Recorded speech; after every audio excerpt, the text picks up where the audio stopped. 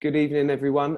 Welcome to the next episode of All Things Football. I'm delighted to welcome Aaron O'Brien this evening, who is Maidenhead United's first team coach and head of the Maidenhead United Academy, based out of BCA. How you doing, mate? You all right?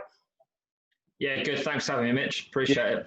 No, my pleasure. Thanks for coming on, mate. What we're going to talk about this evening, for the listeners, is looking at the sort of transition from youth football into senior football. With Aaron's experience within this area, it'd be a great insight for me, players, managers, other coaches out there as well, just to sort of see. I think a lot of people have their views and opinions on it, but I think the age group, that you're working at will be sort of ideal to shed a little bit of light on it. So we'll start as we normally do, and a lot of these sort of chats and podcasts do, about your journey. As I mentioned, on other ones, that there's probably a lot of things that people don't know where you've been, and including me and what you've done, mate. So if you could just give us a couple of minutes on your sort of coaching pathway up to date, mate, that'd be great. Yeah, no problem. So I started getting an interest in coaching when I was in sixth form at Cots Green School. So my PE teacher at the time there wanted us to help out with some like year 7 and 8 football clubs after school. So I started coaching there and actually found that I really enjoyed it. So then I decided to go back to my old club, Maidenhead Boys and Girls, where I played my junior football, and started coaching under 17 there for a couple of years. And after that, I then went into Burnham under 18s with the Allied Counties team. I got the job by default. I went there to assist someone. That person left quite early on, so then I got the manager's job at 19, 20, doing under 18. So that was a really steep learning curve for me to manage people just 2 years younger than me. Obviously at Burnham, I was the first. I went to help with the reserves for a little bit, and helped them, and then stepped into the first team now and then with Martin Stone and various other managers there. Also from there, I also got a job at Wycombe Wanderers in the community. I got that job through Dave Evans, who I think works at Reading now, and worked there and met a few people locally who obviously do the coaching circuit around here. Yeah. So I started working to just build up more knowledge and get experience. Then after that, I then actually took a step into women's game down at Maidenhead United. Did the reserves for 2 years, stepped into the first team for a year, so got a bit of experience in women's football, while I was still doing the Burnham under 18s in the Allied Counties. I then went to Maidenhead, got asked to go there and be joint manager of Aaron Steadman to run the youth team. And I was doing that for literally 5-6 months. And then the first team gaffer at the time, Alan Devonshire, wanted someone to help out with the goalkeeping, and I used to be a goalkeeper when I played, so I stepped up and said, yeah, I'll help do match day goalkeeping, whatever you want me to do, just to get the experience of being Conference South. Yeah. And one thing led to another. I've been with Gaffer now for 6 years. I'm now first team coach. So I've gone right the way up from goalkeeping, bit of player coach, and now being appointed first team coach. Whilst doing that, I was also the Berks and Bucks under 16, under 18 managers, representative teams. Did that again with Aaron Steadman and Ivan Harper, Christian Parker, a few coaches I've met along the way on my journey. So did that for 2 years. And it was also that step into Maidenhead got me the job with the academy, which I'm doing now at BCA, running the academy in the National League. And still now with Maidenhead up to date in the National League, where we've been doing really well this year. Brilliant, mate. Brilliant. Yeah, I forgot to mention at the start, mate. What I'll do is when I look down, I'm just making some notes, mate. I'm not sniffing around. I'm not sniffing around on Instagram and stuff like that, mate. So I'll just pick some notes off what you were saying. So you mentioned you've done sort of the Burnham youth team at 19, 20. What was that like? As in, you're sort of dealing with players your same sort of age. I delved into it slightly when I helped Paul actually at Burnham, Paul Schoen at Burnham, and it was I was sort of effectively his assistant manager, but still playing. But I found that a little bit odd, because obviously they're all my same age and stuff like. What was that like? It was difficult at first because, like you said, I knew some of the boys there because they're only 2 years below me. Maybe at school, you've come across them at other points, might be your mate's younger brother or something like that. So at first, it was difficult because you've got to have that boundary where you're not their friend. You're their manager, and only being 2 years, they might look at me and go, well, what do you know? You're only 2 years older than me. And at first, I found that difficult to have that boundary of friendship and manager/coach.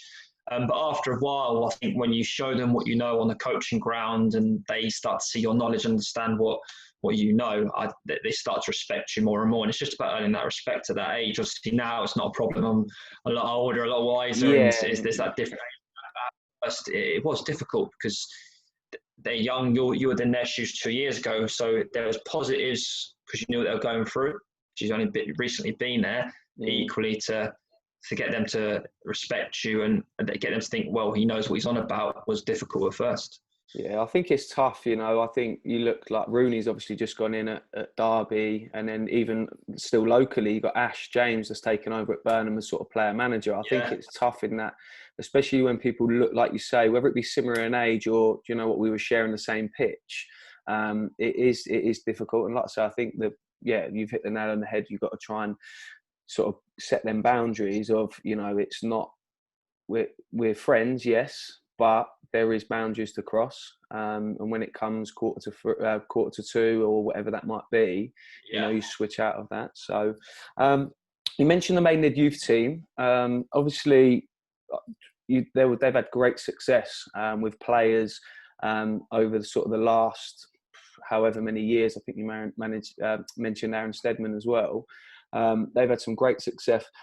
Just, I made a question that sort of the best players that you've sort of coached, either there or wherever you've been, that have gone on to play at, you know, sort of the highest level, and also the best players that might not have. Can you share a bit of information on that with us? Absolutely. So obviously, I wasn't lucky enough to coach Max Kilman in a youth team, but I worked with him in the first team setup when he was with us. But of Sam Locke and Aaron Steadman brought him to the club originally.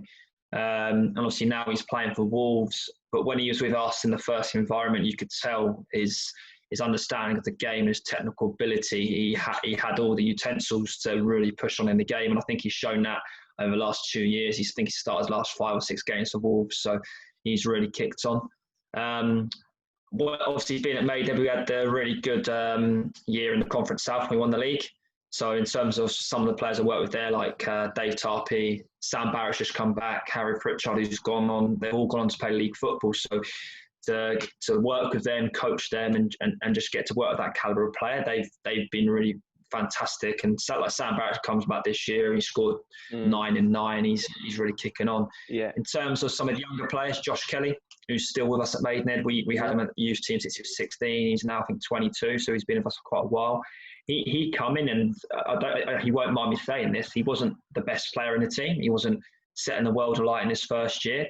In his second year, he had I think it was a 1-month loan move to Chalfont St Peter, and he come back a different player. And then from that moment on, he just kicked on and started scoring goals. He was wiser, he had better understanding, and that showed with his loan move a year later to Walton Casuals, where he scored over 30 odd goals, and now he's with us in Maidenhead, the first team setup. So he's definitely one that showed that hard work and dedication can get you to where you want to go. He wasn't necessarily the best player in the team, but he was of a good calibre. We've also had Ollie McCoy, who with us, he was at Fab, I think, for a bit, also playing for our youth team.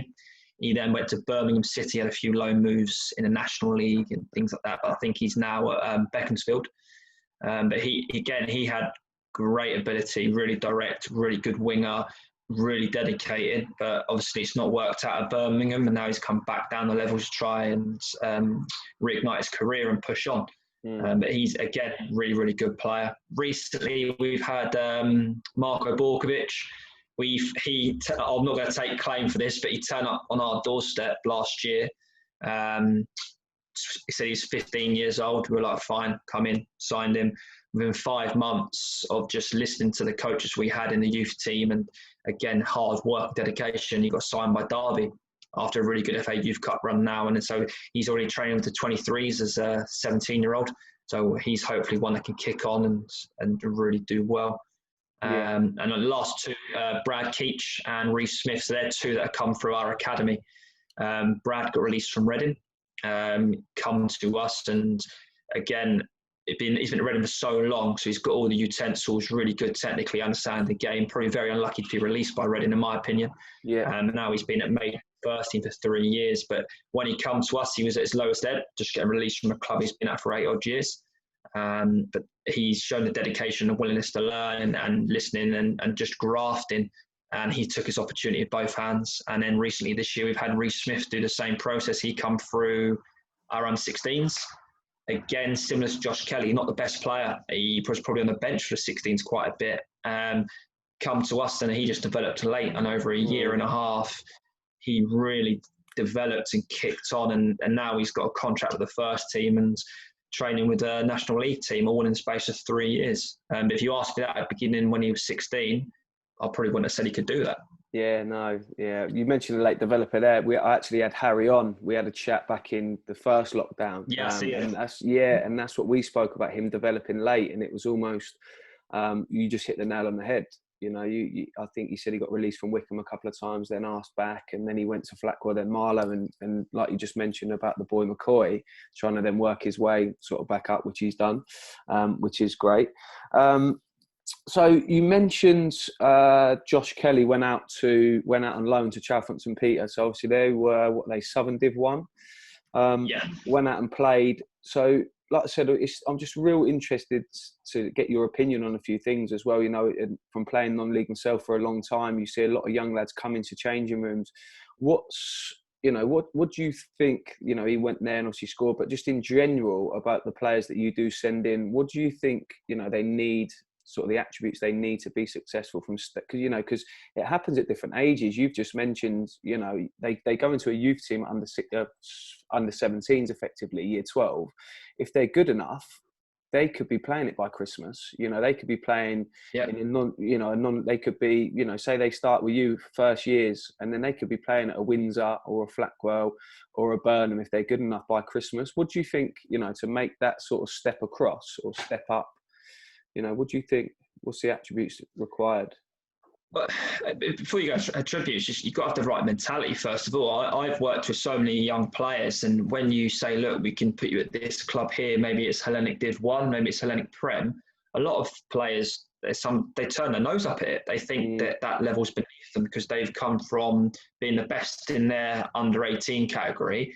And they think, oh, that football, they see it as park football, which I think is not fair, because I think if you look at a lot of players like your Harrys, your Sam Barretts, your Dave Tarpies, they all started in the Hellenic League. And they've proven that you can go from there right the way to league football. And so I think the first thing is they've got to have the understanding and the right mentality to go, do you know what? I do need to learn. I do need to go and play at that level before I start stepping up. I need to go and learn the men's game, because like I said, Josh Kelly, that month's loan at Chalfont done him wonders and allowed him to kick on and go for a league higher with Walton Casuals, where he scored all those goals. So first of all, the mentality's got to be right from the young lads. And the second thing is game understanding.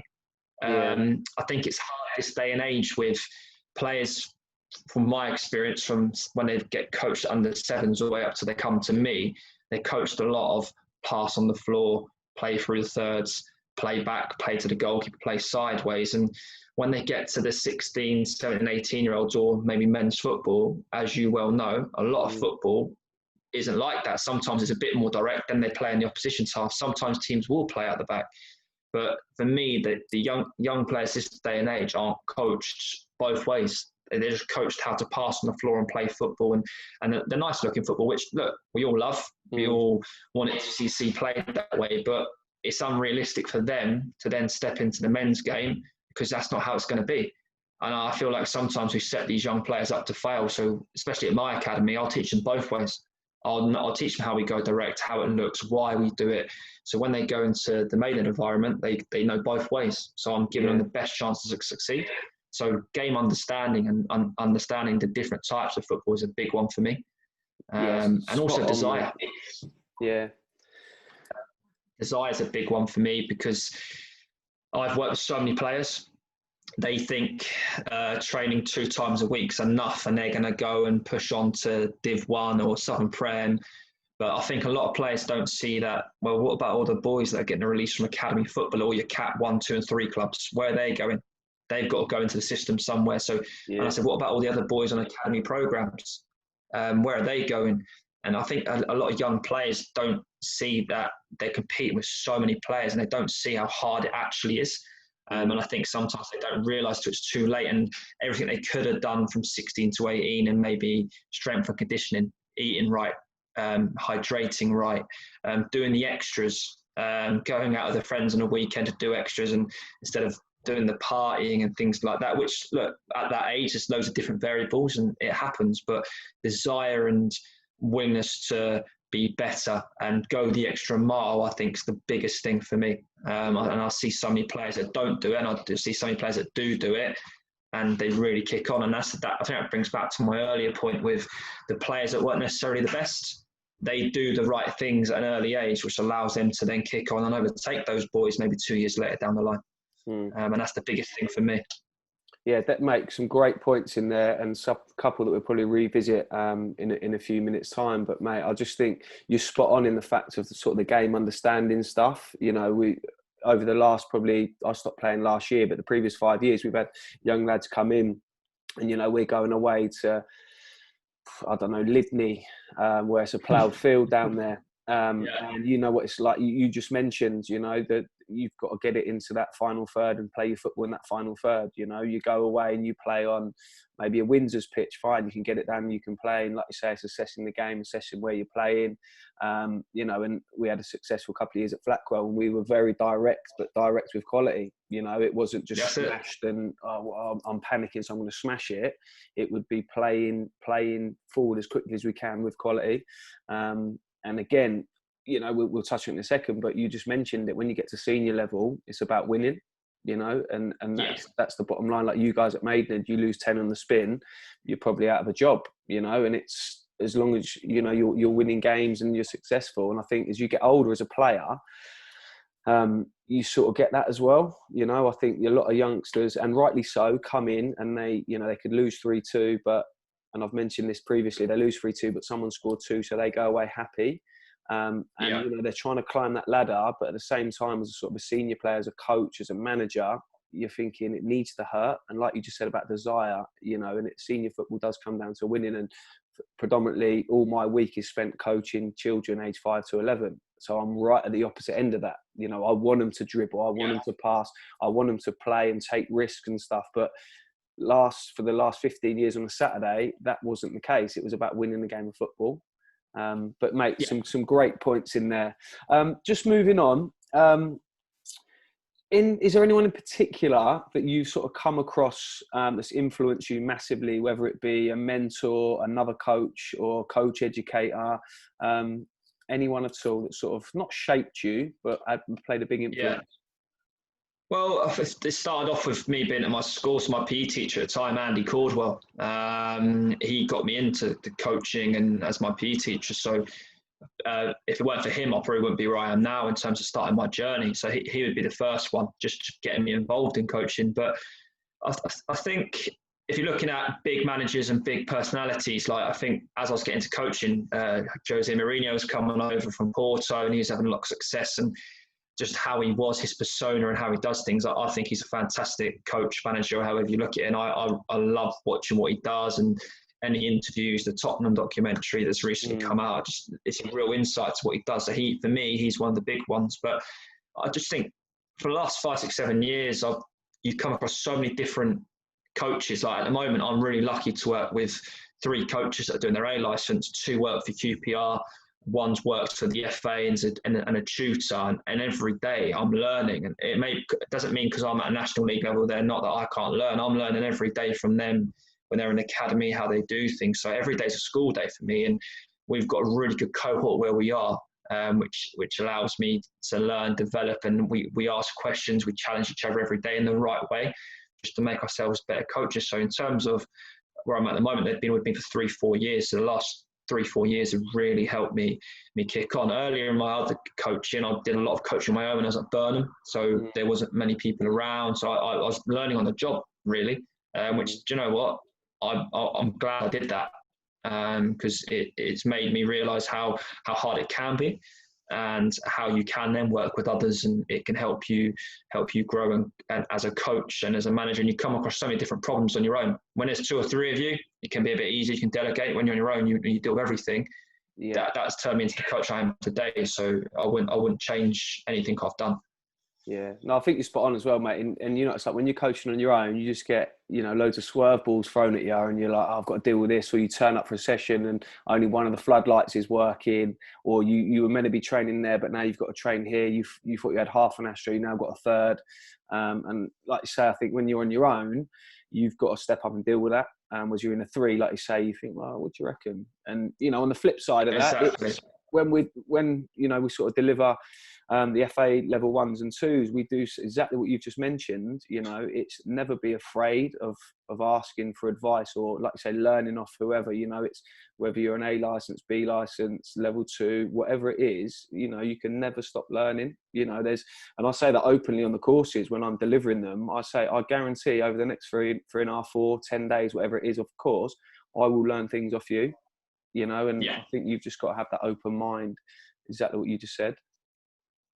No, I agree, and I'm openly admit to people, like, so I'm only a level 2 coach, as you well know. I'm a UEFA B at the moment. I've got where I am through literally pure hard work and networking, and hopefully people think I know what I'm on about ultimately. So that's where I've got where I am, and I think that's a lot of coaches. They try and climb the ladder too quick and getting their badges and want to do this, want to do that. Like, I've done every format of the game. I've done under sevens, I've done 9-a-side, I've done women's, reserve teams, semi-professional, Maidenhead, almost professional. And I think you've got to earn your stripes. You've got to want to do those different teams, and it just makes you a better coach. And like recently, working with Alan Devonshire, obviously at Maidenhead, who's given the opportunity I am now, going there and learning off him. Like, I was very much, like I said earlier, I want to pass, I want to play like this, like great football. But when I went in there with Alan Devonshire and learned how they play football and learned the direct way of playing, but with quality and playing in the final third, that was a massive eye opener for me. And you probably know as well as I do, a lot of people look at that and go, oh, it's long ball. But for me, it's not. It's, if you can get forward with quality as quick as possible and attack your position's goal, why not do it? And that's where I look at football, and I love different styles of football. I love the conversations about it, and that's why football's brilliant, because everyone's got different opinions on how it should be played. There's no right way. And that's mate, what. it's a bit, again, I've mentioned it on previous ones. When you're looking at senior football, in my opinion, the right way to play is to win. Yeah, you know, exactly. I bring up Klopp when they played Atletico, and when Atletico rolled them last year just before lockdown in Champions League, and he was sort of slating the way they played. Oh, they don't play the right way. Well, you know, who am I to question him? But they did play the right way because they won. You know, and that's what senior football's about. Like you mentioned Mourinho, I'm a Chelsea fan, and when he came in 2004, we won so many games 1-0. We'd score and then we'd shut up shop, park the bus. But I didn't care because we're winning games. You know, whereas if you compare it to last year, you know, we're winning games 4-2, 4-3, losing. Well, I'd rather 2004 when we were winning things. And, you know, for me, senior football, the right way to play is to win. If you can play it doing great football and it's nice on the eye, fantastic. You know, like Liverpool last year and the last couple of years, brilliant. You know, if you can play like that and win things, amazing. But if not, you know, I think senior football is about winning things. Just moving on, Bud, one thing I wanted to ask you, you've already answered it, about youngsters going into sort of a senior setting. Looking at it from a manager's point of view, so how would you deal with the youngsters sort of coming in, or what advice would you give? So we spoke about what the youngster might need going in, but as a manager dealing with younger players, what would your thoughts be sort of on that, and expectations and making them feel part of the group and all of those sort of bits? Well, first of all, I think we're really lucky to have a really good set of players at Maidenhead. So when the youngsters come through, they're fantastic with the youngsters. So in terms of our character and group of players, they do a lot of it for us. So like Alan Matty, our captain, he's very good with our younger players coming through, looks after them, makes sure they're doing the right things. There'll be little chats maybe during the sessions when there's little breaks or after sessions. So a lot of it has to go down to the players, because that's at the end of the day, they're the ones that's working with them and they want to improve them. The players will challenge them. They won't give it to them too easy. But from our point of view, and what we want to do is, first of all, just do it as basic as possible. Just do what you normally do. I know it's difficult to say that to a youngster, but do what you normally do in an under-18 session here. So if you if you do the basics well, make sure you connect your passes. Work hard is the second thing. Make sure you're working harder than you have done before to show that, you know what, I'm not just here to make it the numbers. I'm here because I've been told I'm good enough. I want to leave an impression. So I've seen some players come in and they keep it really basic and too basic, and they'll just pass the ball 5 yards, 10 yards, 5 yards, and they won't lose it, but they've not done anything in a session apart from passing 5 to 10 yards, where some players, where they try something, it might come off, then it doesn't. We don't mind that because they're trying to show us what they're about and show us what they can do, and actually show the players, do you know what, I'm good enough, look what I can do. And then, do you know what, you might nutmeg a first-team player or a roller player, but you know and I know the next thing that's going to happen is it's going to be a little tackle from behind coming in from that player to go, don't do that again. But that's all part of the learning process, and our players do that really well. So it's about keeping it basic, but then as the weeks go on, starting to showcase your talent and just being confident. For me, that's the biggest thing, just confidence, which is hard to give a young lad when they go into an environment of players that have played league football, maybe, come from academies and played in the first team maybe 4 or 5 years. But that's all I ask. I don't ask too much. Yeah, brilliant.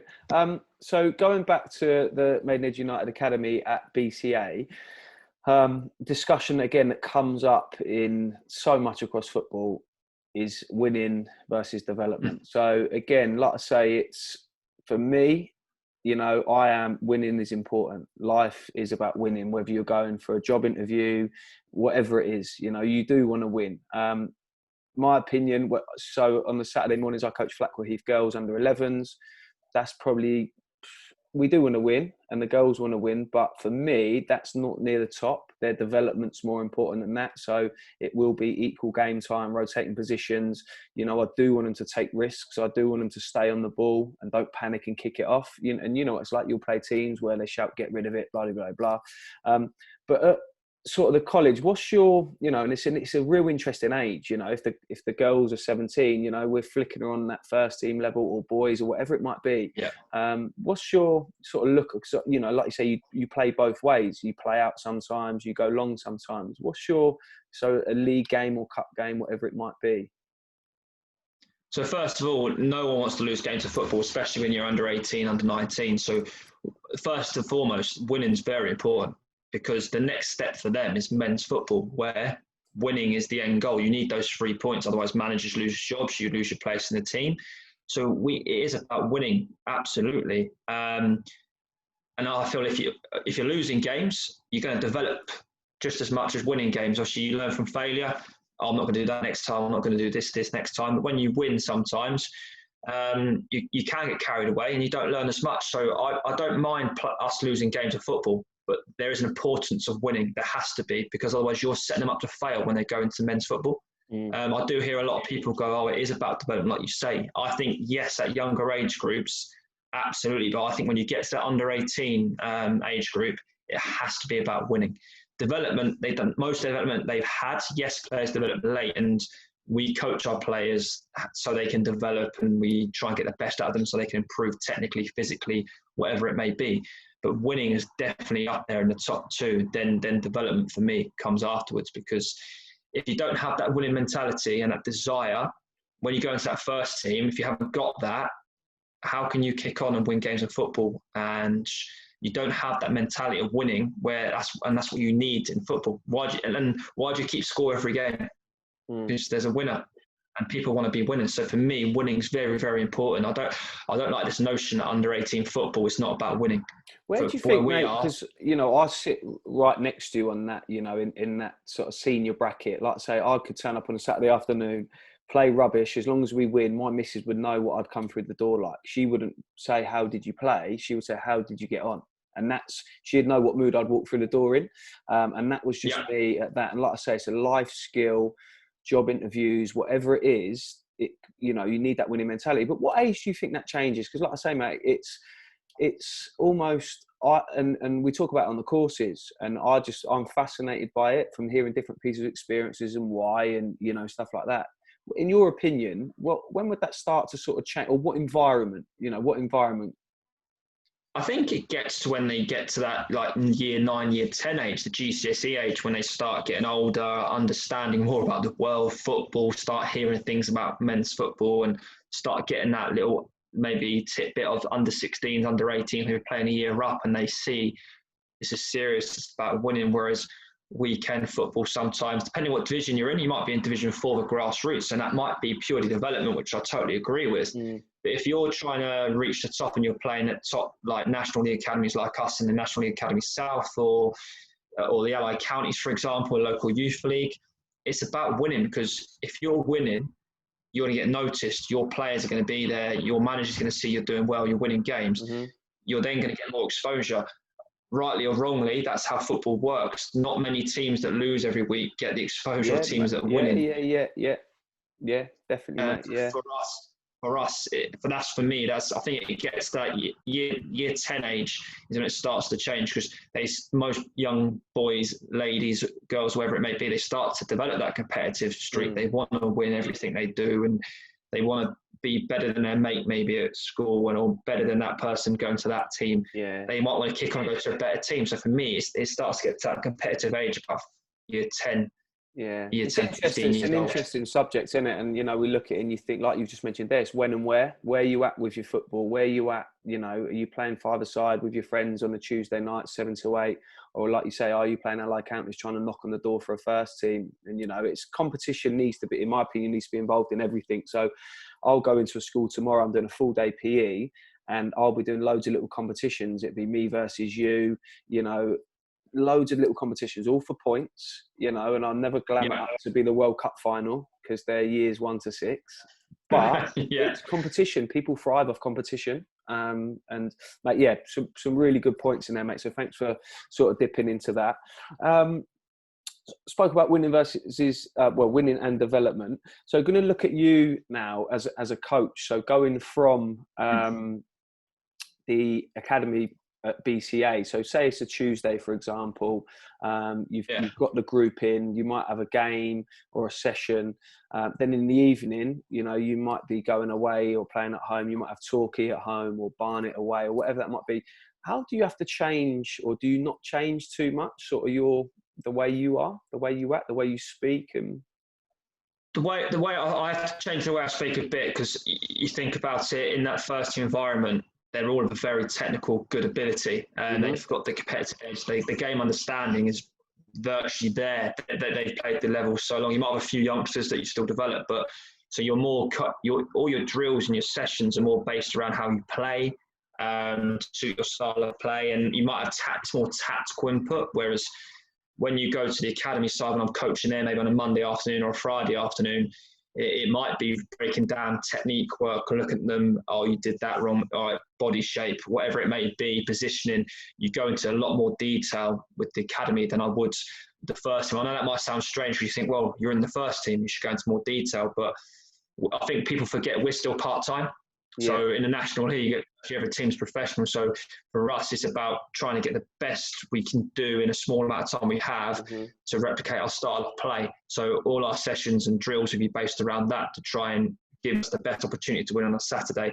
Yes, there'll be little technical inputs we can talk about and little details, but there's far more with the under-19s where at the academy than there is with the first team. So that's the biggest thing. That's one of the biggest differences. In terms of how I speak to players, I like to, obviously with the first team, they police themselves a lot more.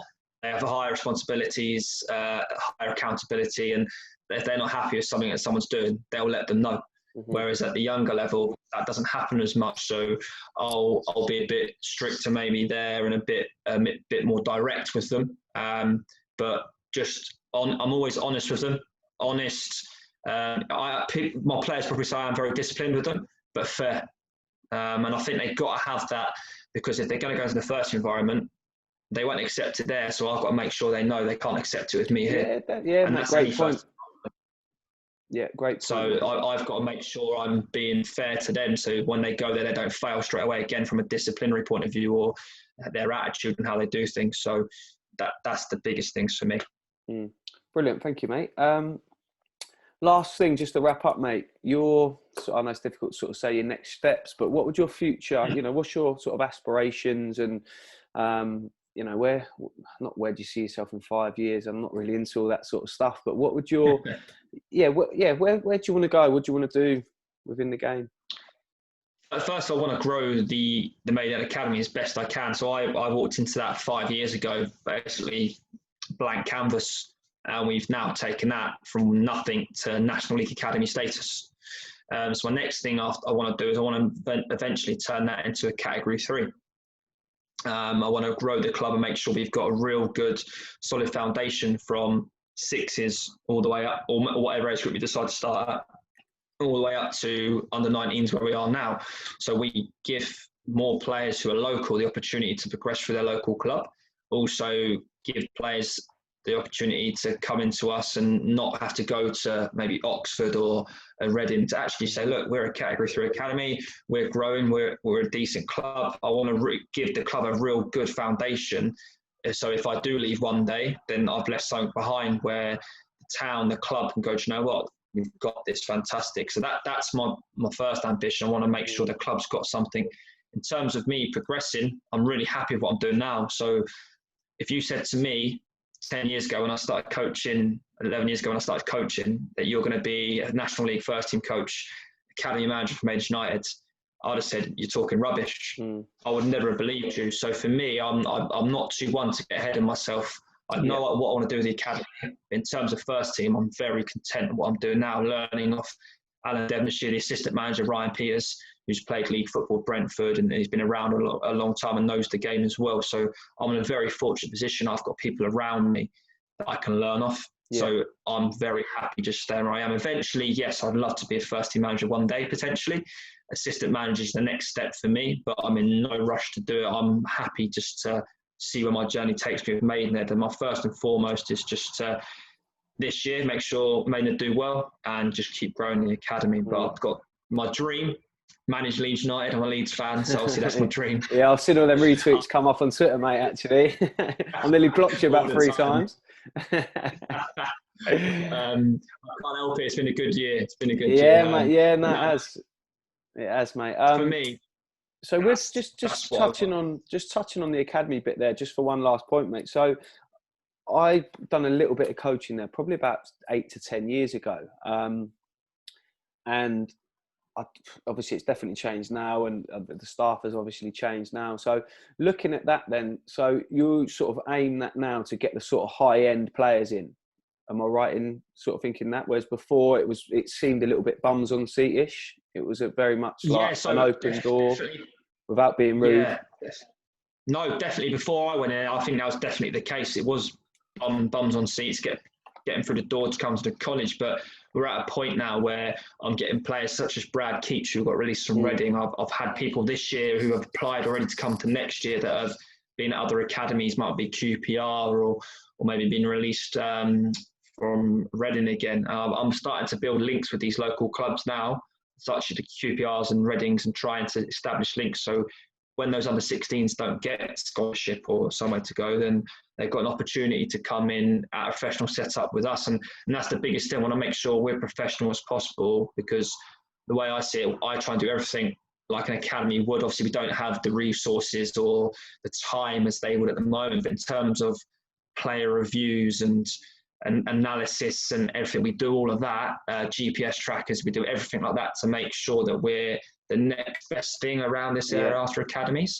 But definitely now it's about, right, well, you're good enough to play in the academy, and we've split it up into 4 teams there, so you kind of have your elite football, so your top 2 teams that we know they can really push on potentially and try and get to the men's game. And then we also offer more development football for our lower teams. They still get coached the same and same hours of coaching, and we rotate the coaches on that basis. So we do cater for the development area, but we also cater for the elite level. And it's definitely gone away from that bums on seats. Like we're getting over 150 people apply each year now. So we have trials, and I've got to really whittle it down and say, really sorry, I can't offer you a place. I suppose as well, when we look back to that competitive stuff, that's straight away then, isn't it now? They're in that position where it's competitive to even sort of get through the door, and then it's competitive because they want to play in them top 2 leagues. And I suppose that just gets installed in them right from the get-go. It's exactly that. No, exactly that. And they've seen the success stories we've had with players. I think every year for the last 5 years, you have people that sign for the first team and make their debuts and kick on. So they can see there's a real pathway here. And especially with me going from the first team environment to the academy environment, they can see that I'm looking, if they're good enough, they'll get the opportunity. So I think that's important in to have something like that in a program where you've got someone coming from the first team, and someone like Alan Devonshire who does take a real interest in the youngsters coming through, because he realises how important it is to a club. We haven't got bundles of money where we can go out and splash cash. We've got to be really creative in how we get players through the door, and really creative in trying to develop local players, because that's what the fans love, a local player, but B, we need to do that too. So eventually, if we do sell them on, the club gets value from it, and the club can grow. And like with hopefully some good news, hopefully surrounding the ground in a couple of weeks, maybe that's looking like a positive. So Maidenhead's really expanding and developing now, and like you said, that competitive edge that we have at the academy now is there all the time. Like it's just competitive to get through the door, like you said, and that's what I want to create. I want people to go, I want to get there, but it's got to be the best of the best now. Otherwise, I'm not doing my job to give Maidenhead players coming through. So I've got to be, I'm accountable that way, but I'm also accountable in terms of first team coaching. So for me, I need it to work well from both ends. So I'm really invested in it. Yeah, mate, mate, brilliant, mate. Sounds really, really good. But mate, yeah, that wraps us up, mate. So yeah, thanks so much for the chat, and mate, I've enjoyed it, and I'm sure the people that sort of tune into it when it goes out, they will do as well, mate. So, mate, yeah, really good. Just keep up the good work, mate, and we'll catch up soon. No, I appreciate your time, Mitch. Honestly, thanks for this, and I'll speak to you soon, mate. All right. Cheers, mate.